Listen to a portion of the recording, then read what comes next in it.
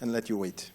My name is Jörn Walter. I'm professor of genetics in Saarbrücken in Germany, and I'm actually a professor of genetics and epigenetics, which is my main topic in research. And I would like to give you an overview in some basic principles of epigenetics today. That's the purpose of the lecture. I send you kind of an introduction. You should have a text to read. I have to say I modified a few of the things, so I would like to send it again to Jörn because I think some of what I wrote was not precise enough. So I would like to make it better, and you will get it. And I did it. I wrote this because there isn't anything like a real good mini review around. If you look in the literature, there are many reviews on epigenetics, and they all chew up the same things, but they always have their own opinion on how to show epigenetics. One is believing this is more important, the other one is believing this is more important. And I wanted to give you an overview where I don't claim that anything is more important than the other thing. So everything is important. And okay, so the stage is now open for me to start. I don't have a pointer, so I will use the mouse. Can you see that? Yes? Okay. So, oh, that doesn't work? Yes. So what is epigenetics? Epigenetics is, in principle, a whole field of studies that deals with heritable molecular and phenotypic changes. What does that mean? In the beginning, epigenetics was mainly driven by phenotypes. So people were seeing some changes that they couldn't explain by normal genetics. They couldn't explain by Mendel's laws. They couldn't explain it by Mendel's laws exceptions. And they thought about something new. And they called it sometimes epigenetics.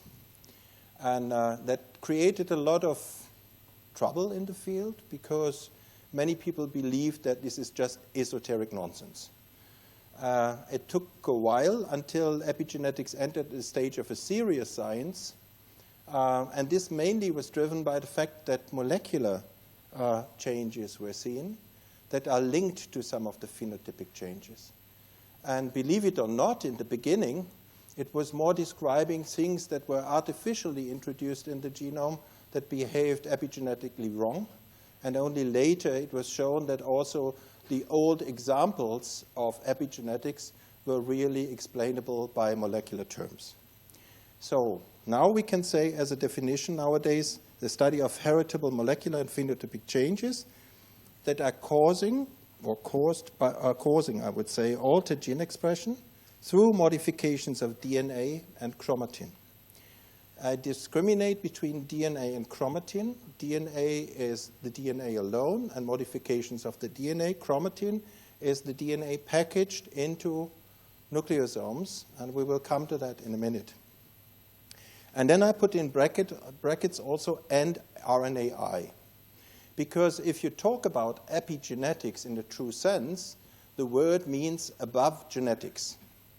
Epi is a Greek prefix saying above, on top of, and genetics. So it means that what is a true epigenetic signal should be placed on the genome, on the chromosomes. RNAi is operating outside of the chromosomes, is operating sometimes not even in the nucleus, or mostly not in the nucleus. But some of the RNAi-induced small RNA molecules have a feedback on epigenetics, and therefore it's wise to include RNAi in the process because there are many links between classical epigenetic signals and RNAi. And this is what I've done here. Where does the term epigenetics come from? It comes from, in principle, two words. First I said epigenetics, epigenetics on top of genetics. But there is an older word that is also very linked to what we find with epigenetics, which is epigenesis. And epigenesis describes the process of the development of a full-blown multicellular organism out of a fertilized egg. So the fact that we have a primitive stem cell, which is the zygote, which develops into all types of cells, people called epigenesis, in old times. And epigenetic modifications play an important role to drive this. They are not the main drivers because everything is controlled by genetics and everything is controlled by factors who drive the differentiation of cells and the cell fate. But you need epigenetic modifications in order to make it really good. If you don't have epigenetic modifications, there is no development. So it's both. It's the genetic part and it's the developmental part. And this is why I put down below with the arrows inheritance. So you can obviously mark genes epigenetically and keep this mark for a longer time. And at the same time, this mark is very important to drive development. And for both issues, epigenetics is very important. These are two famous examples where people are dealing, whenever you see a talk about epigenetics, mostly you see the mice on the left side, or everybody is showing them for a simple reason I will explain very soon. Or if you are a green biologist, people would show the examples on the right side. So the red biologist will go to the left, the green would go to the right. And you can see immediately that epigenetics is not a phenomenon that is just in one organism. It's there in all multicellular organisms. It's all there also in monocellular eukaryotes like yeast. But there are different levels of epigenetic control.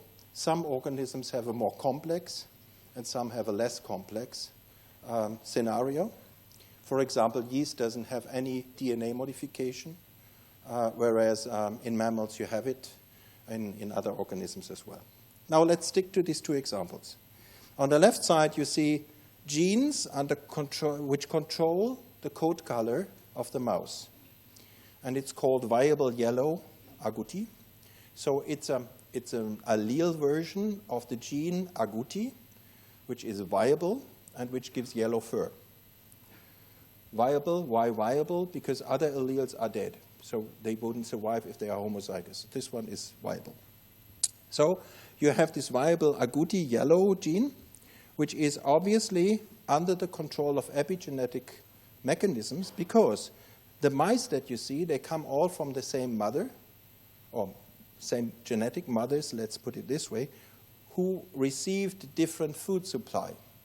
So they were fed either with a high folate diet or low folate diet, together with vitamin B12. And what comes out is, if you have more of folate, you end up being more like a brown mouse. And if you have less of folate, you end up being more of a yellow mouse. And as a consequence, you see molecular signatures which turn the gene on if you have low folate, or off if you have high folate fed. So here you clearly can see there is no other change except the environment, which led to a change in the phenotype. And the phenotype is clearly distinguishable between brown and yellow. One has to say this mouse is a very peculiar case because the viable yellow agouti locus has a genetic modification which then attracts the epigenetic modifications. So this is not for each and every gene in our body. It doesn't work like that. So don't believe if people tell you epigenetics modulates everything. It's just nonsense. Yeah? But this doesn't mean that epigenetics is less important. It's just that you should keep this in mind. Okay, on the right side you see a green example. You see an Arabidopsis plant. Arabidopsis is the model plant for a plant biologist. And what you can see are plants that are kept under constant temperatures or kept in a summer-winter change. And because of these changes, they induce the flowering very early or not. Or they decide not to flower at all.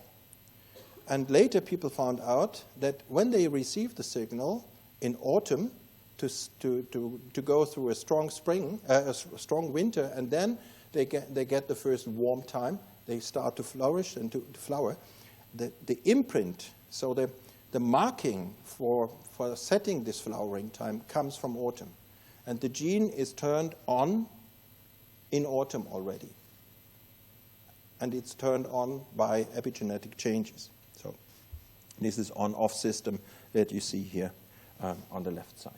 So why do I give this as an introduction? Because it shows you very exemplified that there are obviously very strong epigenetic marks that drive gene expression under certain conditions in these cases.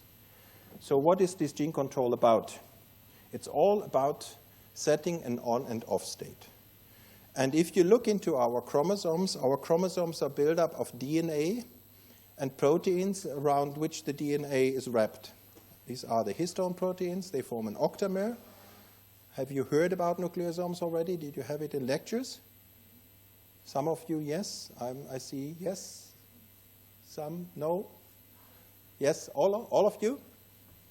Okay. Yeah, it's a little bit of a repetition, but it doesn't matter.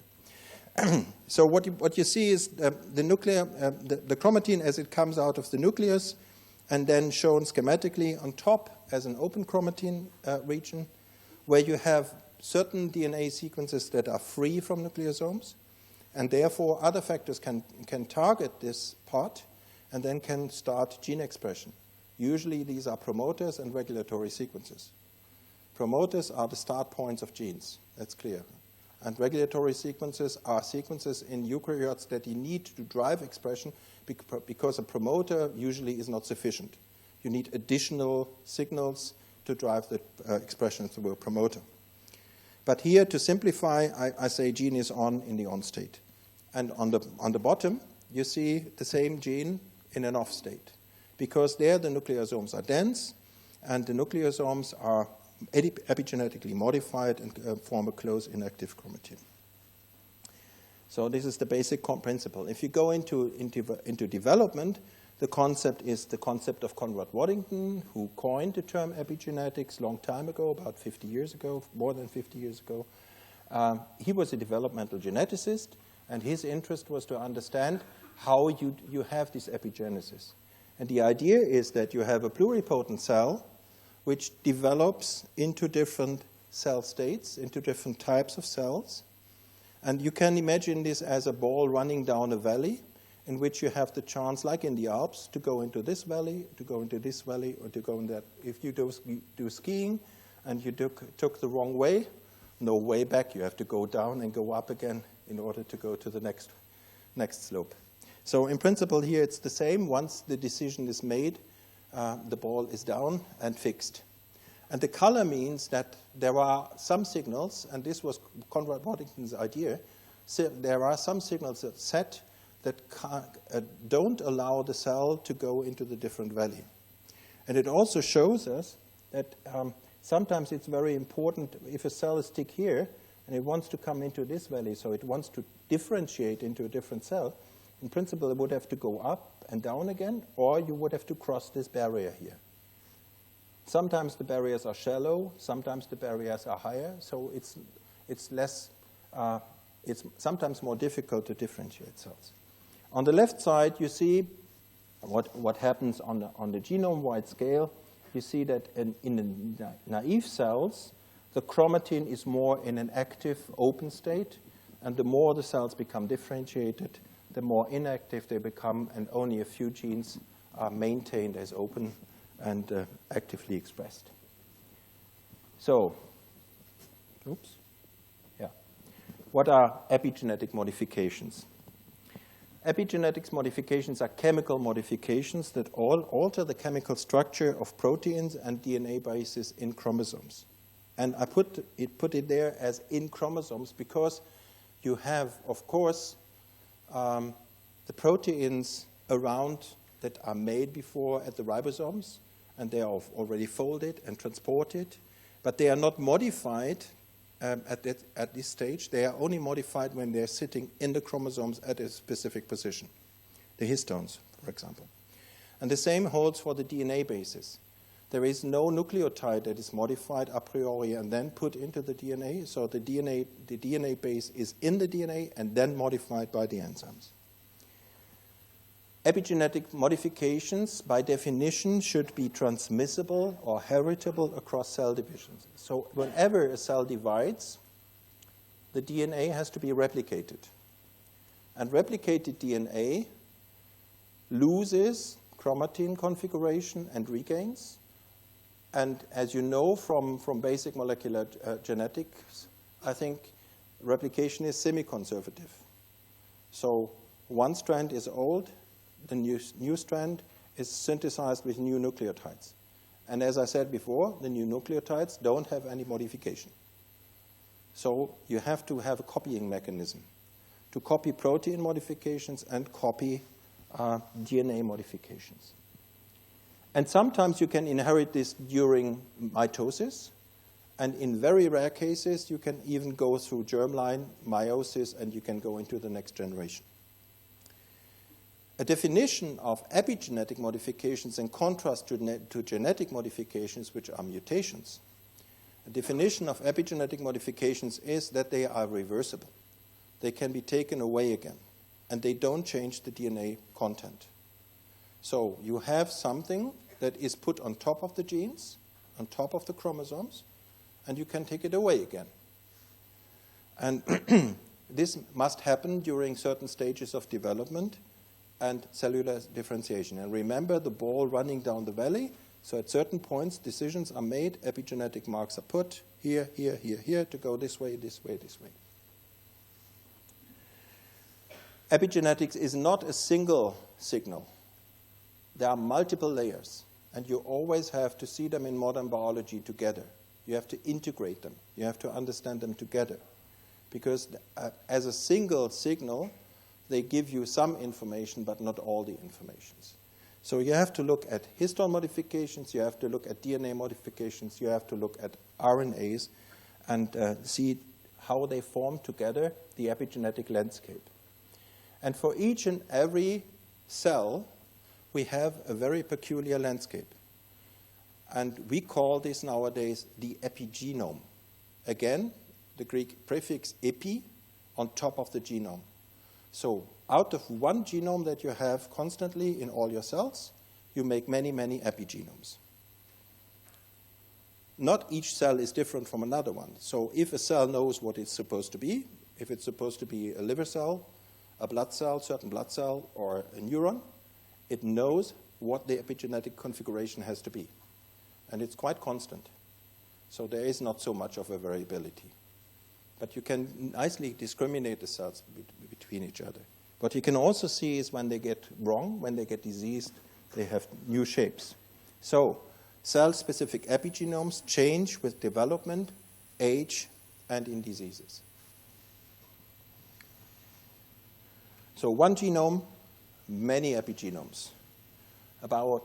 We estimate that we have at least 200 to 250 cell types in our body.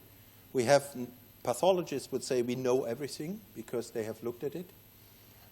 If you look molecularly into cells, it becomes more and more questionable whether we really understand all cell types.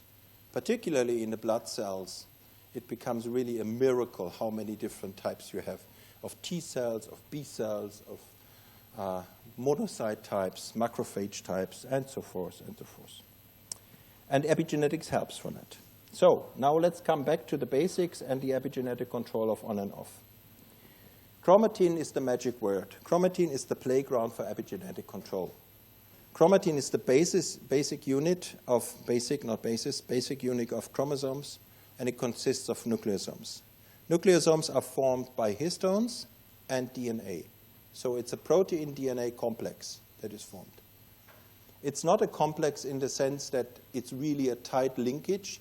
It's more that the DNA is wrapped around the histones, which form a tight complex of proteins, an octamer. And there are obviously some electrostatic and other forces that keep the DNA bound to this complex. But the DNA on the nucleosomes, keep it in mind, is a little bit flexible and can be moved.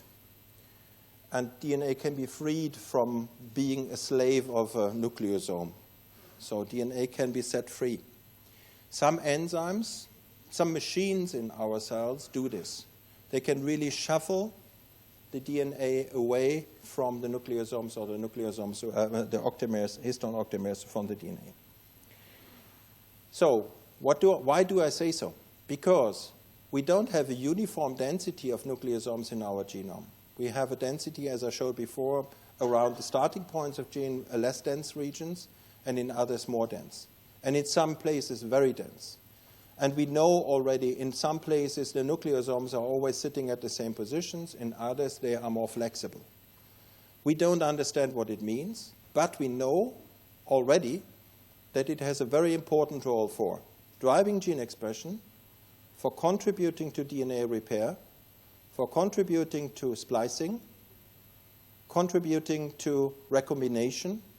So everything that you need in a cell to to maintain the genome structure and to keep a function, the way where nucleosomes are placed and how they are placed is very important. And this is controlled by epigenetic modifications, by DNA and histone modifications. So very briefly, because you said you have done this already, it's also only a very, very schematic drawing. You have a histone octamer, which is the green cylinder in the middle, built up of 8 proteins, 2 times H2A, 2 times H2B, 2 times H3, and 2 times H4, the 4 core histones. And then the DNA is wrapped around, and then you have a linker histone on top of that, which is shown here as a small bowl, others showing it more like a plane, which is lying on top of that. What you can also see is that you see these red arms sticking out of the green cylinder. So the N-termini, these are why they're called N, and the C-termini, so the amino terminus and the carboxy terminus of the histone proteins, they don't go into this globular change. They are like free arms floating around, 50, 60 amino acids. And they are heavily modifiable, and these modifications, they work as anchors to grab other molecules or to signal to other molecules. Which molecule would you grab first when you are a histone? What do you think you should grab most? It's the DNA that is wrapped around the histone core. So in principle, one arm is supposed to hold the DNA a little bit stronger. And acetylation and deacetylation of certain amino acids in the histones are the key players for that. But on top of that, you have signals that are very peculiar at certain amino acids that drive specific actions. One particular signature is, for example, important to drive genes on or off. Another one is very important to say nucleosome dense and everything shut off in this region. Another one is we put 2 marks on the same region. One is saying on, one is saying off, so you are in a state, wait. Wait until the signal comes, and when the signal is there to switch it off, you switch it off. If it's on, you can easily switch it on. So you have many, many marks going on like that on the histones. This is just a summary of that. This is to remind me that we have these different condensation states of chromatin. So you have the naked DNA, you have then beads on the string structures where the nucleosomes are forming like a necklace, like pearls. Then you have the 30 nanometer fiber, and then you have chromatin loops. Fortunately, this is in German, but I think it's understandable as a picture. Okay. So coming to histone modifications. Histone modifications. The packaging of chromatin is modulated by histone modification, as I said, and the 4 major histone modification types are acetylation, grabbing the DNA or not.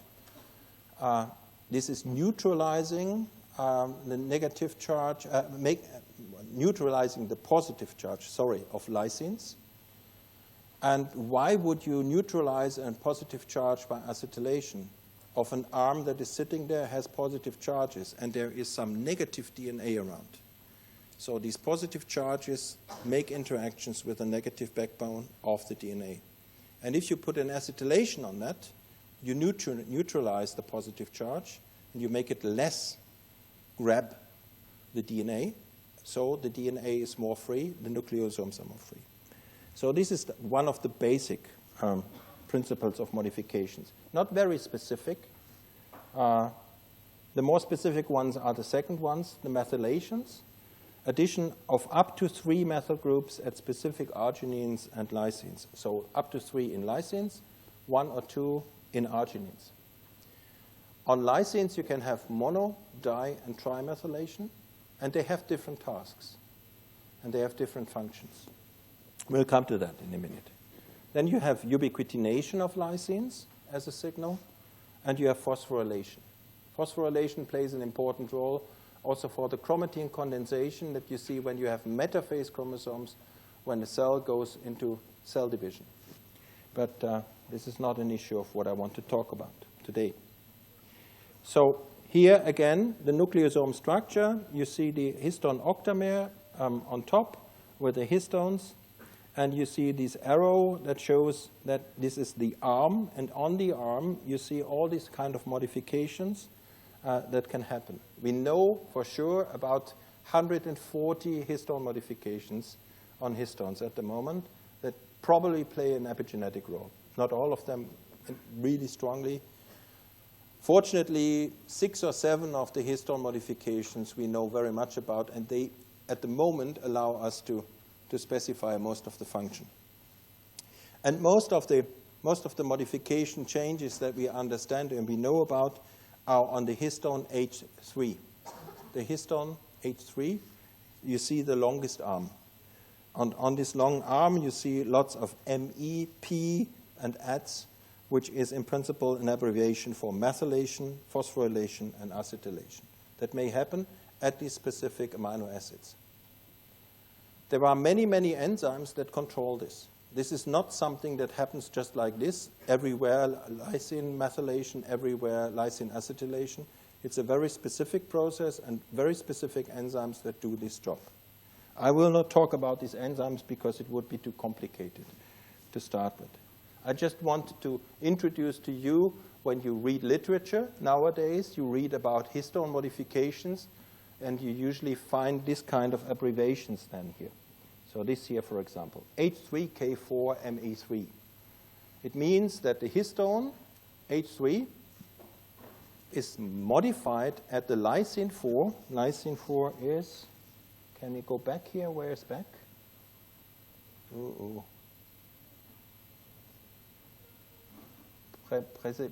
This one, yes. Okay, I got it. I'm useless with the car, but and the Navi. Okay, so lysine 4 here, for example. So this is the position here. 1, 2, 3, 4. The 4th amino acid from the N-terminus is the position that you mark. And you mark it Me3. What does the 3 mean? With 3 methyl groups. So you get 1, 2, 3 methyl groups. The second one has 2 methyl groups. The third one has 1 methyl group. So you can distinguish. And then you have acetylation, H3K4 acetylation, H3 serine 10 phosphorylation, H2A, lysine 119 ubiquitination. So this is how you read it. And everybody sticks to this nomenclature, so you will find this in many, many articles if you read about histone modifications, and you should know that. It was agreed on a conference that took place at the place where Mendel did his basic genetics. There we had an epigenetics conference celebrating the start of epigenetics, and we decided on this nomenclature, and now it's still operating. Okay, so when we look at chromatin and all these modifications, we see that some of them form looser chromatin, some of them form more condensed chromatin. And the loose chromatin we describe in an old-fashioned word also as euchromatin, and the other one we describe as heterochromatin. What does it mean? When people looked in a nucleus in good old times and they were coloring nuclei, they saw that there was a homogeneous pattern of little bit of staining across the nucleus, and there were spots that were really dark, and they were moving targets. They were not always at the same place. And this is why they called it heterochromatin. So they were heterogeneous. And later it was found out that this heterochromatin is more dense and stains more dense. and this is a consistent feature of the cells that it's existing. Euchromatin, you cannot see really under the microscope. You only see a little bit of spaghetti. Whatever you look into the cell, you don't really see the chromosomes. But what you can see, it's less stained. And nowadays we know, for example, that it's marked by certain active histone modifications, like, for example, H3K4 monomethylation, trimethylation, and H3K27 acetylation. So I mark them in green. Green, red light is on. You can drive. Red light is off. You cannot drive. So color code for you to understand what it means. Gene off, gene on. Okay. Here, some marks, again, shown like this, acetylation, methylation. And there you can see that there are things to remember. Methylation is not equal activation. Some methylation is equal activation. Some methylation is equal, not activation, but silencing. Depends on where you are. On lysine 9, lysine 27, methylation usually means off. On lysine 4 and lysine 36, it usually means on. Yeah, and from H3. Okay. So this was one feature. So there's obviously the modification that is taking place. One question we didn't answer in this lecture, and there is no time for that to do that today, would be how does a cell know where to put which mark, and why and when, and how does it control that after replication it's perpetuated? Do you have to re-establish everything always new, or do you keep a memory? And I can tell you, cells keep a memory. I don't have a slide for that. I just explain it briefly to you. You have a histone octamer. This histone octamer has, after a division, can be put either half on the old strand and half on the new strand, on the new DNA, or it can even be split into two hemisomes, 4 histones, and then the new histones come to it. There are evidence for both cases, but most people favor the model that the histone octamer stays and is distributed in different ways on the old strands, one and the other. And then new octamers are formed, unmodified, next to them. And then enzymes come and see, okay, here's a modification, and I transfer this modification to the neighborhood. So I just mark the neighboring nucleosome. So then you would say, okay, if this happens like that, then everything should be marked the very same way. What is happening is that some spreading makes active marks, goes in this direction. Some spreading makes it in that direction, makes no activation but silencing. And then at a certain point they come close to each other, and then they decide who is to win. And then you have a boundary there.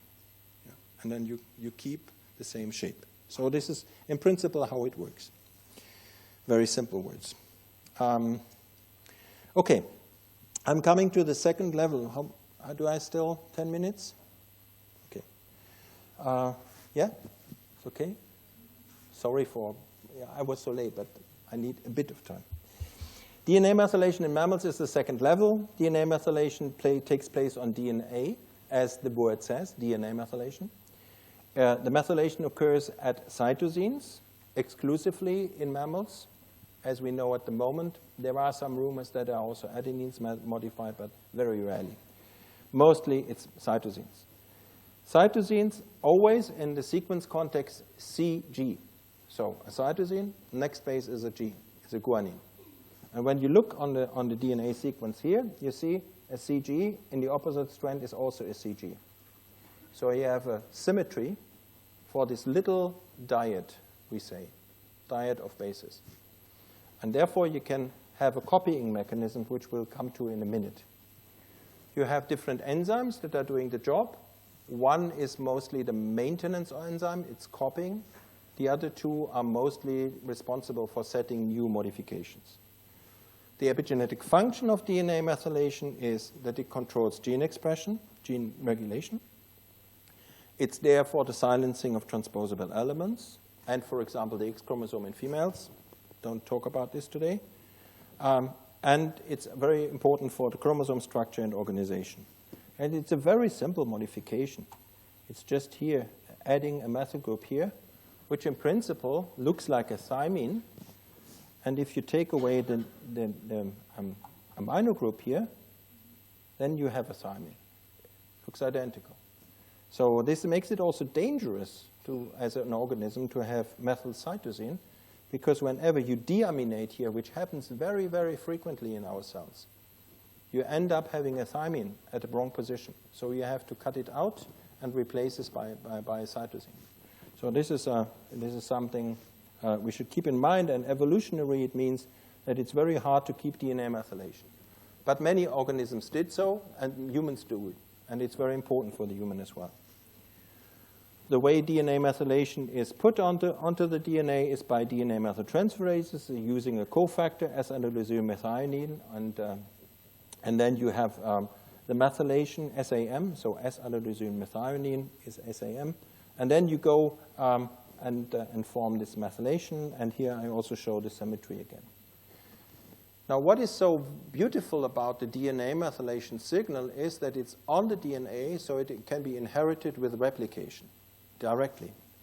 So you have a methylation pattern shown on the left. The yellow balls symbolize methylation. 2 DNA strands. Now you replicate. Then you get one strand which has the yellow balls and one strand which has the black balls, and the black balls are unmodified, no methylation. So you go through a state where you have a hemimethylated intermediate. And then an enzyme comes, runs across this hemimethylated DNA strand and says, okay, I have to copy here, here, here, here, here, the information, because I read the old strand and I copy it to the new strand.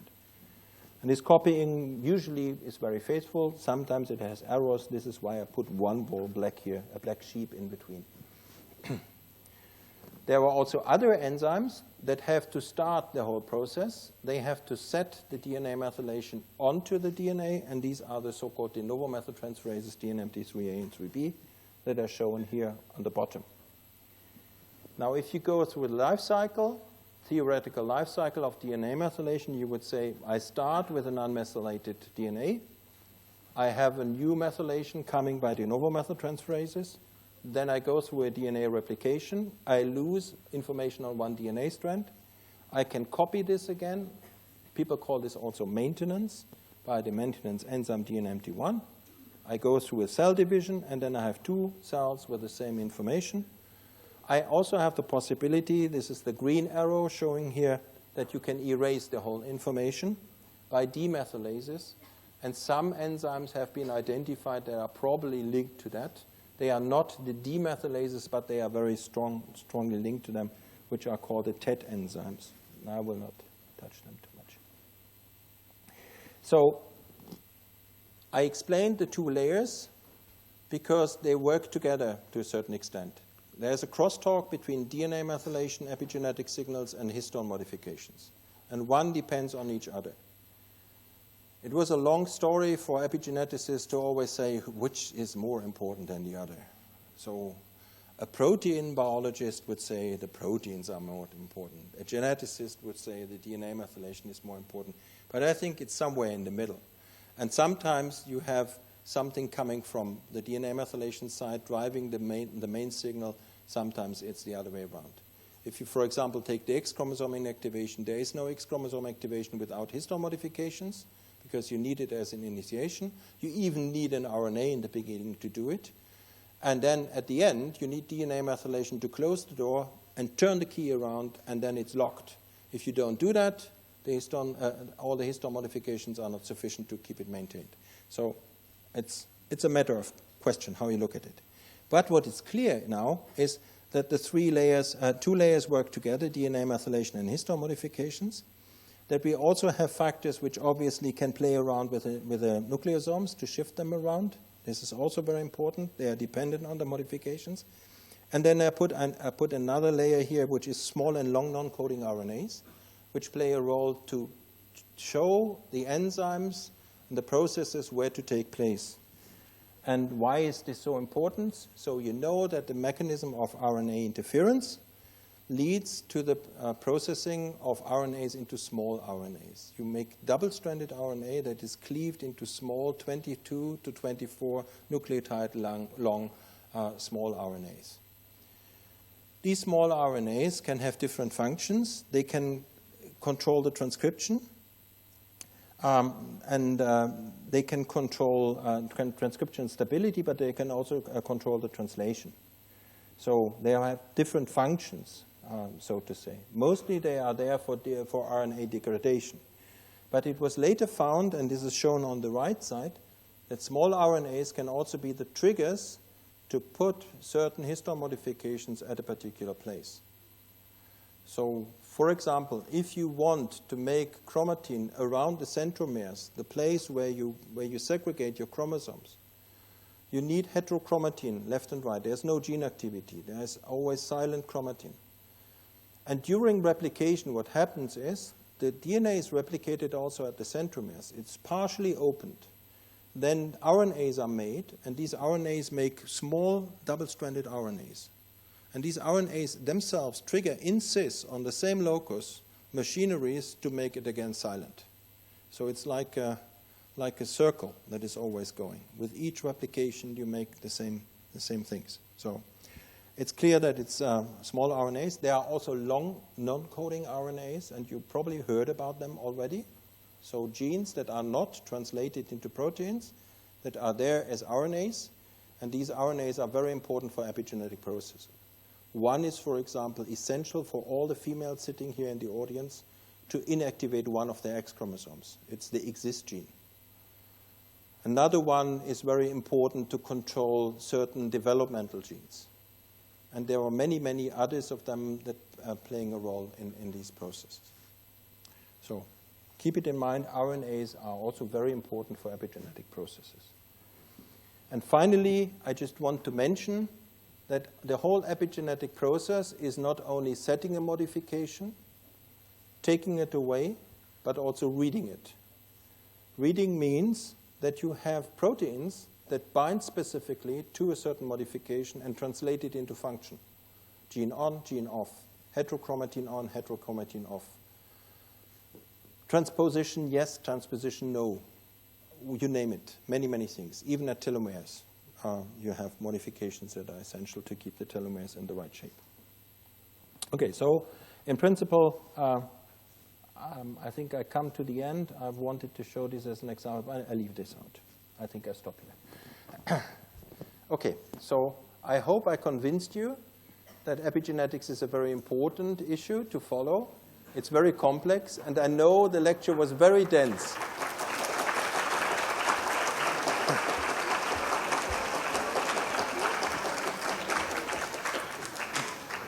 So if you have questions, just come on the door here. Just come up, and you can discuss with Professor Walter. And the French-German, you just come along. I will present you Professor Walter. Thank you.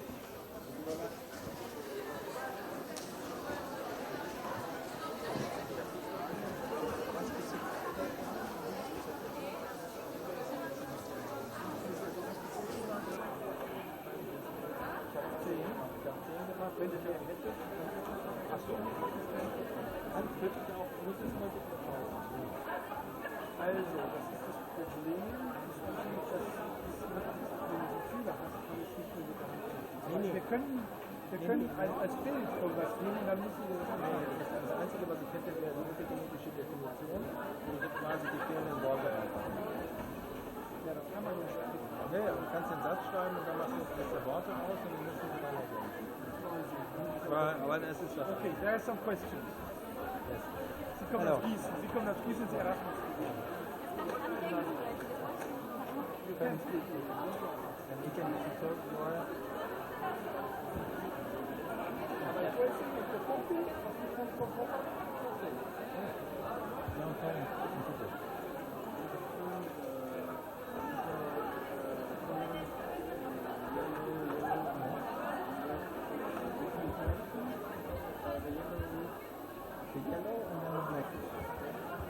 That was to show that in the beginning you have DNA methylation and